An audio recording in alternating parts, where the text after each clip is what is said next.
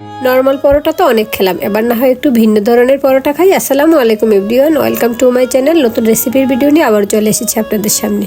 আজ নিয়ে এসেছি একটি পরোটা রেসিপি। এটি হলো পালং পরোটা। পালং শাক দিয়ে খুবই কম সময়ে আমি এই পরোটাটি তৈরি করেছি। একেবারে সফট এবং খেতে অনেক বেশি মজাদার আর অনেক বেশি পুষ্টিগুণে ভরপুর।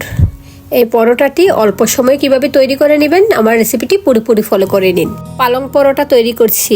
এখানের মূল উপকরণ হলো পালং শাক। এখানে আমি 1 মুঠো পরিমাণ পালং শাক নিয়েছি। একেবারে কচি পালং শাকটা নিয়েছি, এটাকে ভালোভাবে ধুয়ে পানি ঝরিয়ে নিয়েছি। এখন এগুলোকে ছোট ছোট করে কেটে নিচ্ছি।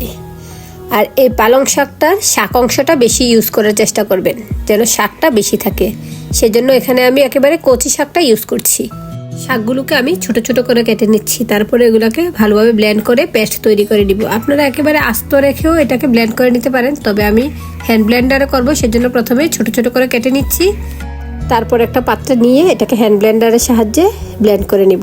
আপনারা চাইলে এখানে শিলপাটায়ও বেটে নিতে পারেন, একেবারে মিহি করে শিলপাটায় বেটে নিলে হবে। আর এই শাকের সাথে 1/3 কাপ পরিমাণ পানি দিয়ে আমি ব্লেন্ড করে নিচ্ছি, যেন একেবারে স্মুথ হয়। চেষ্টা করবেন একেবারে স্মুথ করে বেটে নিতে। এই তো এর মধ্যে আমার ভালোভাবে ব্লেন্ড করা হয়ে গেছে, একেবারে স্মুথ হয়ে গিয়েছে। এখন এগুলাকে আমি চুলায় জাল করে নিব। চুলায় একটি প্যান বসিয়ে নিয়েছি। এখন এর মধ্যে পালং শাকের পেস্ট দিয়ে নিচ্ছি। তবে এই পালং শাকের পেস্টটা আমি একটা স্ট্রেনারের সাহায্যে চেলে দিয়ে নিচ্ছি, যেন আস্ত কোনো অংশ থেকে না যায়। এই তো দেখুন, এই অংশটা আমি ফেলে দিচ্ছি। এই অংশটা আশাস অংশটা, বাকি অংশটাকে আমি জাল করে নিচ্ছি। এর সাথে আমি প্রয়োজনীয় উপকরণগুলো অ্যাড করে দিচ্ছি। এখানে 1 চা চামচ পরিমাণ লবণ দিয়েছি, 1 টেবিল চামচ পরিমাণ চিনি দিয়েছি। এই চিনিটা দিয়ে নিলে মিষ্টি হবে না, তবে কালারটা সুন্দর আসবে, সেজন্য এই চিনিটা দিয়ে নেওয়া। ভালোভাবে জাল করে নিচ্ছি। এর মধ্যে ভালোভাবে বলক চলে আসছে। খুব বেশি সময় ধরে জাল করতে হয় না, 1-2 মিনিটের মধ্যেই এটা ভালোভাবে বলক চলে আসে। আর আপনারা চাইলে কাঁচা ইউজ করতে পারেন, তবে কাঁচা দিলে গন্ধটা একটু কেমন লাগে, সেজন্য এভাবে জাল করে নেওয়াটাই উত্তম। এখন চুলার আঁচটা বন্ধ করে দিচ্ছি। গরম অবস্থায় এটা দিয়ে বাকি কাজটা করে নিতে হবে। সেজন্য এখানে একটি মিক্সিং বলে আমি 2 কাপ ময়দা নিয়েছি। ময়দার পরিবর্তে আটা দিয়েও এই পরোটাটা তৈরি করে নিতে পারেন, তবে ময়দা দিয়ে তৈরি করে নিলে খেতে ভালো হয়। এখন দিয়ে নিচ্ছি জাল করে রাখা পালং শাকের মিক্সারটা। গরম অবস্থায় এই শাকের মিক্সারটা দিয়ে নিতে হবে। গরম অবস্থায় দিয়ে ভালোভাবে নেড়েচেড়ে এটাকে এখন মিশিয়ে নিব। গরম রয়েছে, সেজন্য আমি স্প্যাচুলা দিয়ে এটাকে মিশিয়ে নিচ্ছি। গরম অবস্থায় দিয়ে নিলে পরোটাগুলো একেবারে পারফেক্ট হয়। স্প্যাচুলা দিয়ে ভালোভাবে মিশানো যাচ্ছে না, এখন আমি হাত দিয়ে মিশিয়ে নিচ্ছি। হাত দিয়ে ভালোভাবে মথে পরোটার খামিরটা তৈরি করে নিচ্ছি। আপনাদের এখানে পানির প্রয়োজন পড়লে পানি দিয়ে নিতে পারেন, তবে অবশ্যই গরম পানি দেওয়ার চেষ্টা করবেন। গরম পানি দিলেই পরোটাগুলো একেবারে সফট এবং তুলতুলে হয়। ময়দার সাথে আমি কোনো আলাদা লবণ বা অন্য কিছু অ্যাড করিনি, কারণ সবগুলোই আমি পালং শাকের মিক্সারের সাথে মিক্স করে জাল করে নিয়েছি। খামিরটা রেডি করা হয়ে গিয়েছে। এখন উপর থেকে আমি 1 টেবিল চামচ পরিমাণ তেল দিয়ে দিচ্ছি। তেল দিয়ে ভালোভাবে এটাকে আরেকটু মথে নিচ্ছি।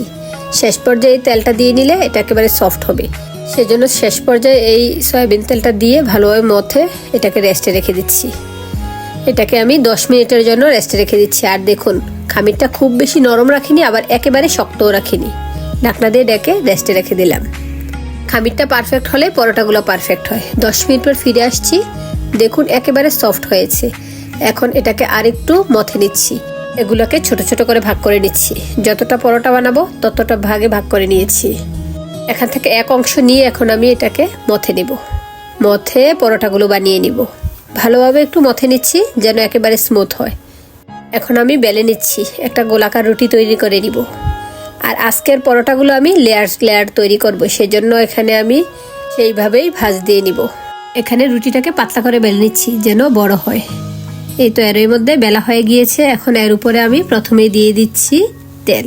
উপরে অল্প পরিমাণে সয়াবিন তেল ছড়িয়ে দিচ্ছি। তারপরে আমি এর উপরে দিয়ে দিচ্ছি কর্নফ্লাওয়ার। কর্নফ্লাওয়ারের পরিবর্তে আপনারা এখানে ময়দা দিয়ে নিতে পারেন। এখন তেল এবং কর্নফ্লাওয়ারটাকে ভালোভাবে বিছিয়ে দিচ্ছি। এখন দেখুন আমি কিভাবে ভাঁজ দিয়ে নিচ্ছি, কারণ এটা আমি লেয়ার তৈরি করব, সেই জন্য এইভাবে ভাঁজ দিচ্ছি। আর আমি যদি 4 কোণা ভাঁজ দিতাম তাহলে অন্যভাবে দিতাম। আপনারা চাইলে ওইভাবেও বানিয়ে নিতে পারেন, তবে আজ আমি লেয়ার আকারে তৈরি করে নিচ্ছি। এটাকে চিকন চিকন করে ভাঁজ দেওয়ার পর লম্বি করে এখন একটা গোলাকার করে নিচ্ছি।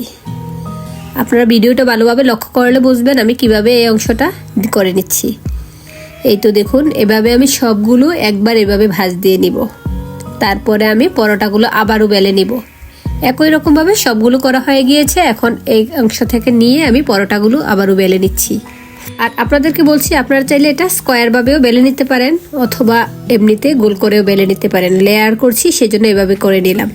ভাঁজ করে রাখা একটা অংশ নিয়ে আমি বেলে নিচ্ছি। এখানে আমি গোলাকার করে এই পরোটাগুলো বেলে নিচ্ছি। অনেকে এই পরোটাকে আবার পেঁচ পরোটা বলে থাকে। এভাবে পরোটাগুলো বানালে একেবারে লেয়ারগুলো খুলে খুলে আসে, একেবারে সফট হয় আর খেতেও ভালো লাগে। দেখুন এর মধ্যে একটা পরোটা বেলা হয়ে গিয়েছে।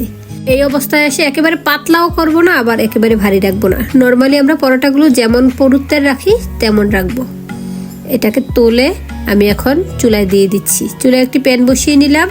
এর মধ্যে আমি প্রথমেই পরোটাটা দিয়ে দিচ্ছি। প্রথমে আমি তেল দিব না, এপাশ ওপাশ ভাজার পর আমি তেল অ্যাড করব। এক পাশ হয়ে গিয়েছে, এখন এটাকে উল্টে দিচ্ছি। চুলার আঁচ মিডিয়ামে রেখে এপাশ ওপাশ করে 30 সেকেন্ড পর পর উল্টে দিচ্ছি। এখন আমি তেল অ্যাড করে দিব। এখানে সাইড থেকে আমি তেল দিয়ে দিচ্ছি। সাইড থেকে তেল দিয়ে এই পরোটাগুলো ভেজে নিচ্ছি। এভাবে প্রথমে ছেঁকে তারপর তেল দেওয়ার পর ভেজে নিলে এগুলো একেবারে ফুলে ওঠে এবং একেবারে পারফেক্ট হয়। আপনারাও কিন্তু এভাবেই ভেজে নেবেন। অবশ্য পরোটা ভাজাটা সবাই পারে, তারপরেও আমি এখানে উপস্থাপন করছি সেজন্য আমি বলে দিলাম। এক পাশ ভাজা হয়ে গেলে উল্টে দিচ্ছি, অপর পাশটাও ভেজে নিচ্ছি। আর দেখুন মাশাআল্লাহ পরোটাগুলো ফুলে উঠছে। আর যেহেতু পালং শাকের পরোটা, কালারটাও সুন্দর আসছে। আমি এভাবে করে দিচ্ছি, এতে করে পুষ্টিগুণটাও কাজে লাগছে এবং পরোটাও খাওয়া হচ্ছে। সকালের নাস্তায় আমি এখন এভাবেই দিচ্ছি। যতদিন এই শাকের সিজন থাকবে এভাবে আমি পালং পরোটা, ফুলকপির পরোটা, টমেটো পরোটা এভাবে করে দিব। অবশ্য ওই রেসিপিগুলো আমার চ্যানেলে দেওয়া আছে, আপনারা চাইলে দেখে নিতে পারেন। দেখুন ভাজা হয়ে গিয়েছে। এখন একে একে আমি এগুলা তেল থেকে তুলে নিচ্ছি। আর পরোটাগুলো সাইড থেকে চাপ দিলে দেখুন কিভাবে লেয়ার লেয়ার খুলে আসে। এভাবে আমি সবগুলো পরোটাই রেডি করে নিয়েছি।